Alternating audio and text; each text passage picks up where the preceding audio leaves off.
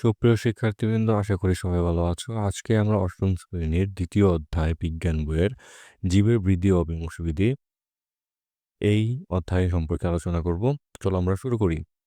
প্রতিটি জীবের দেহ কোষ নিয়ে গঠিত। এককোষী জীবগুলো কোষ বিভাজনের জন্য একটি থেকে দুটি দুটি থেকে চারটি কোষে বিভক্ত হয়ে এদের বংশবৃদ্ধি করে থাকে। ডিম্বাণু নিষিক্ত হওয়ার পর বহুকোষী জীবের জীবন শুরু হয় মাত্র একটি কোষ থেকে। কোষ বিভাজন প্রকারভেদ। কোষ বিভাজন সাধারণত তিন প্রকার: অ্যামাইটোসিস, মাইটোসিস এবং মিওসিস। অ্যামাইটোসিস কোষ বিভাজন। এই ধরনের কোষ বিভাজন ব্যাকটেরিয়া, ইস্ট, ছত্রাক, এমিবা ইত্যাদি আদি কোষ ও এককোষী জীবে হয়ে থাকে। এককোষী জীবগুলো অ্যামাইটোসিস প্রক্রিয়ায় বিভক্ত হয়ে বংশবৃদ্ধি করে। এই ধরনের কোষ বিভাজনে নিউক্লিয়াসটি ডাম্বেলের আকার ধারণ করে এবং প্রায় মাঝ বরাবর সংকুচিত হয় এবং পরস্পর থেকে বিচ্ছিন্ন হয়ে দুটি অপত্য নিউক্লিয়াসে পরিণত হয়। একই সময়ে সাইটোপ্লাজমও মাঝ বরাবর সংকুচিত হয়ে দুটি কোষে পরিণত হয়। এই ধরনের বিভাজনে মাতৃকোষের নিউক্লিয়াস ও সাইটোপ্লাজম সরাসরি বিভক্ত হয়ে দুটি অপত্য কোষের সৃষ্টি করে, তাই একে প্রত্যক্ষ কোষ বিভাজন বলা হয়ে থাকে। এটা হলো অ্যামাইটোসিস কোষ বিভাজনের চিত্র। এরপর হলো মাইটোসিস কোষ বিভাজন। উন্নত শ্রেণীর প্রাণীর এবং উদ্ভিদদের দেহকোষে মাইটোসিস কোষ বিভাজন দ্বারা বিভাজিত হয়ে থাকে। এই প্রক্রিয়ায় মাতৃকোষের নিউক্লিয়াস একবার বিভাজিত হয় এবং সম আকৃতির, সমগুণ সম্পূর্ণ ও সমসংখ্যক ক্রোমোজোম বিশিষ্ট দুটি অপত্য কোষ সৃষ্টি হয়। মাইটোসিস কোষ বিভাজনের ফলে প্রাণী ও উদ্ভিদ দৈর্ঘ্য প্রস্থে বৃদ্ধি পায়। এই ধরনের বিভাজনের দ্বারা উদ্ভিদের ভাজক টিস্যুর কোষের সংখ্যার বৃদ্ধি ঘটে। মিওসিস কোষ বিভাজন। জনন কোষ উৎপন্ন হওয়ার সময় মিওসিস কোষ বিভাজন ঘটে থাকে। এই ধরনের কোষ বিভাজনে মাতৃকোষের নিউক্লিয়াসটি পরপর দুবার বিভাজিত হলেও ক্রোমোজোম বিভাজন ঘটে মাত্র একবার। পরে অপত্য কোষে ক্রোমোজোমের সংখ্যা অর্ধেক হয়ে যায়। এই বিভাজনে ক্রোমোজোমের সংখ্যা অর্ধেক হ্রাস পায় বলে একে হ্রাসমূলক বিভাজনও বলা হয়ে থাকে। জনন মাতৃকোষ থেকে পুং ও স্ত্রী গ্যামেট উৎপন্ন হওয়ার সময় এই ধরনের কোষ বিভাজন ঘটে থাকে। মাইটোসিস কোষ বিভাজনের বৈশিষ্ট্যসমূহ হলো: মাইটোসিস কোষ বিভাজন দেহকোষের এক ধরনের বিভাজন পদ্ধতি। এই প্রক্রিয়ায় মাতৃকোষের নিউক্লিয়াসটি মাত্র একবার বিভাজিত হয়। মাতৃকোষটি বিভাজিত হয়ে সমগুণ সম্পূর্ণ দুটি অপত্য কোষের সৃষ্টি করে। এই ধরনের বিভাজনে মাতৃকোষের ক্রোমোজোম সংখ্যা এবং অপত্য কোষের ক্রোমোজোম সংখ্যা সমান থাকে, অর্থাৎ ক্রোমোজোম সংখ্যা অপরিবর্তিত থাকে। এই ধরনের বিভাজনে প্রতিটি ক্রোমোজোম লম্বালম্বিভাবে দুভাবে বিভক্ত হয়। ফলে সৃষ্ট নতুন কোষ দুটিতে ক্রোমোজোম সংখ্যা মাতৃকোষের ক্রোমোজোম সংখ্যার সমান থাকে। তাই মাইটোসিসকে ইকুয়েশনাল বা সমীকরণিক কোষ বিভাজনও বলা হয়ে থাকে। মাইটোসিস কোথায় হয়ে থাকে? মাইটোসিস বিভাজন প্রকৃত নিউক্লিয়াস জীবের দেহকোষে ঘটে। উদ্ভিদের বর্ধনশীল অংশের ভাজক টিস্যু যেমন কাণ্ড, মূলের অগ্রভাগ, ভ্রূণমুকুল, ভ্রূণমূল, বর্ধনশীল পাতা, মুকুল ইত্যাদিতেও এরকম বিভাজন দেখা যায়। প্রাণীদেহের দেহকোষে ভ্রূণের পরিবর্তনের সময় নিম্ন শ্রেণীর প্রাণীর ও উদ্ভিদের অযৌন জননের মাধ্যমেও এই বিভাজন হয়ে থাকে।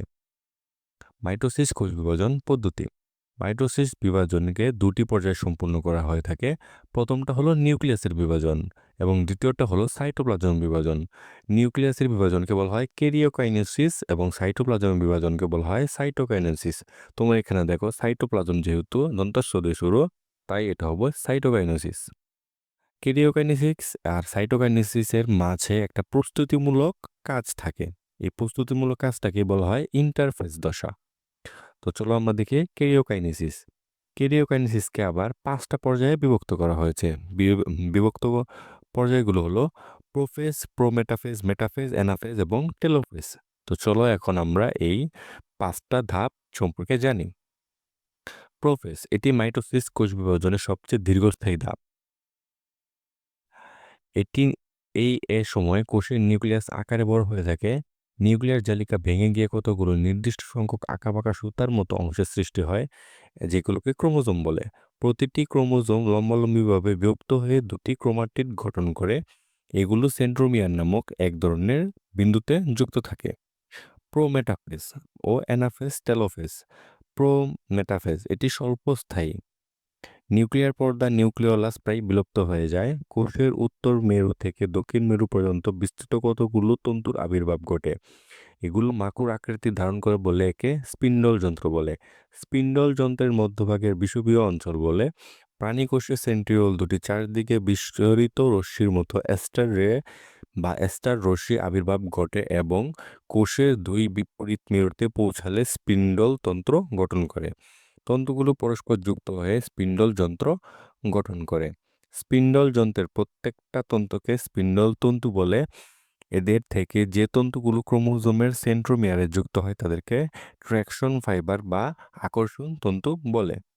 মেটাফেজে ধাপসমূহ: ক্রোমোজোমগুলো স্পিন্ডল যন্ত্রের বিষুবীয় অঞ্চলে আসে এবং সেন্ট্রোমিয়ারের সাথে তন্তু দিয়ে আটকে থাকে।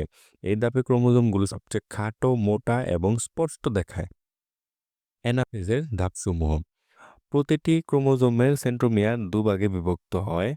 ক্রোমাটিডগুলো পরস্পর থেকে বিচ্ছিন্ন হতে থাকে। এই অবস্থায় ক্রোমাটিডগুলো অপত্য ক্রোমাটিড বা অপত্য ক্রোমোজোম বলা হয়ে থাকে। এর ক্রোমোজোমগুলো এর সাথে যুক্ত আকর্ষণ তন্তুগুলো সংকুচিত হয়ে ফলে অপত্য ক্রোমোজোমের অর্ধেক উত্তর মেরুর দিকে এবং অর্ধেক দক্ষিণ মেরুর দিকে অগ্রসর হতে থাকে। এই সময় সেন্ট্রোমিয়ার অবস্থান অনুযায়ী ক্রোমোজোমগুলো ইংরেজি বর্ণমালা VLJI আকৃতির হয়ে থাকে। এই যে VLJI আকৃতির ক্রোমোজোম। আর সর্বশেষ হলো টেলোফেজে ধাপ। অপত্য ক্রোমোজোমগুলো বিপরীত মেরুতে এসে পৌঁছে। এরপর উভয় মেরু ক্রোমোজোমগুলোকে ঘিরে নিউক্লিয়ার পর্দা এবং নিউক্লিওলাসের পূর্ণ আবির্ভাব ঘটে। প্রাণীকোষের উভয় মেরুতে একটি সেন্ট্রিওল সৃষ্টি হয়। এই অবস্থায় ক্রোমোজোমগুলো সরু লম্বা আকার ধারণ করে এবং পরস্পরের সাথে জট পাকিয়ে নিউক্লিয়ার রেটিকুলাম গঠন করে। এভাবেই কোষের দুই মেরুতে দুটি অপত্য নিউক্লিয়াস গঠিত হয় এবং কেরিওকাইনেসিসের সমাপ্তি ঘটে। আগামী ক্লাসে আমরা সাইটোকাইনেসিস থেকে শুরু করব। সেই পর্যন্ত সবাই সুস্থ থাকো। ধন্যবাদ সবাইকে।